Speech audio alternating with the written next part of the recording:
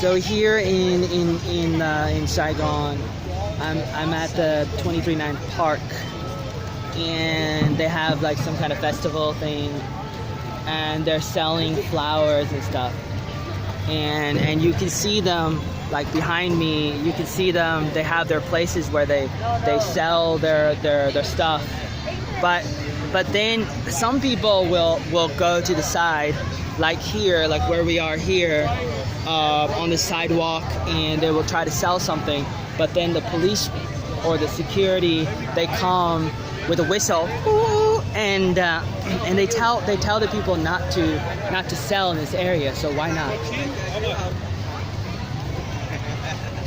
I think that why can't, we're selling anyways. Everybody's selling, and normally, people are selling on streets, and Hem, a small street, a small alley, all over Vietnam. So this is the same as any other place, right? Right. Why is this place different? Why did the police say, sorry, this place is different than the other places? Because I think that the people they based on the power from the Vietnamese government. So why don't they just go over there and stop the people over there? Because this is the national park that is controlled by the Vietnamese government. No, but listen. Doesn't the government control the whole country? Yeah. The whole country. So what's the difference between controlling a park and a street?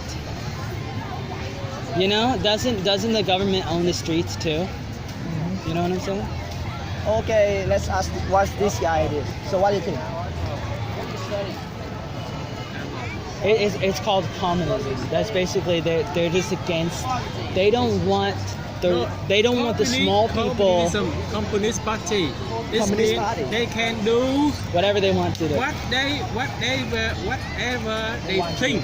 Okay. Whatever they think.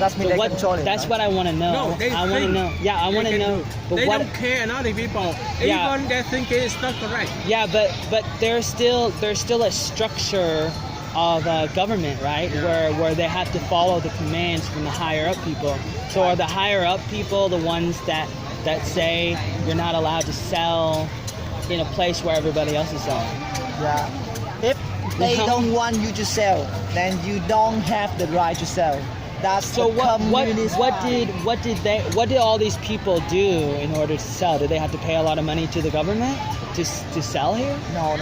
So what is the difference between one seller and the other sellers? This is the seller that for government inside, and So you have to work for the government in order to sell. right. So that is the reason. I understand. Yeah, they allow. So basically it's like a monopoly. You understand? Monopoly. It's like no competition, where the government controls who does what completely. Okay. So where is the competition? Where is the capitalism? Where is the ability for the poor people to make money? Like, the poor people cannot make money if you don't let them, right? Okay. Maybe you don't know, in the past there are so many people who work as a journalist, the lawyer. Yeah. They did against the government, and at the end they went in the jail. They went in the jail. To the jail. And that's the reason why the people, they don't want to do against the government, because they don't want to have the same result or the consequence with some people before. Really? I think that if you are the Vietnamese, you never want to go in the jail.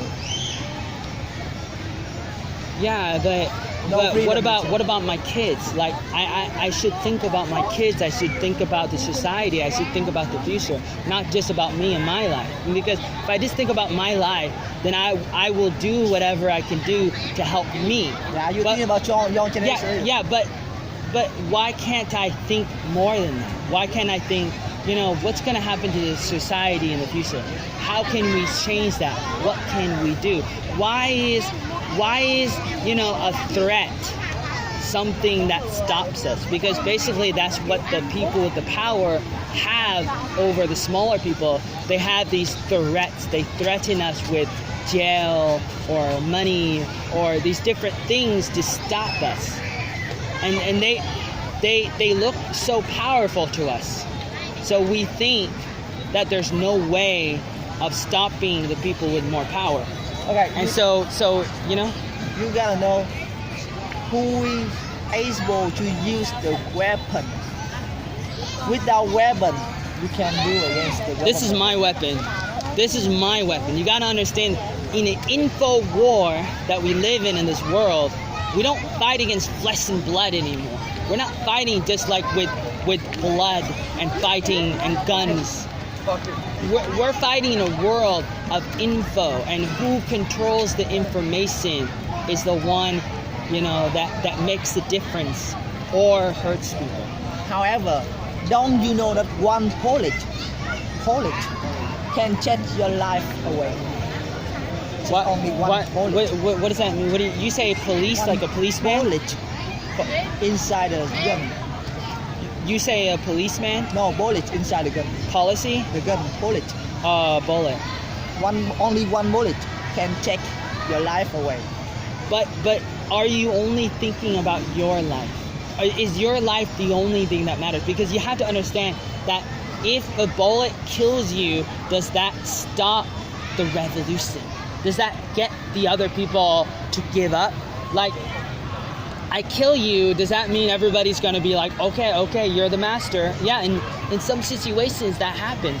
Or the other people can rise and replace you. Because if you have one person, you kill him, then 10 people rise.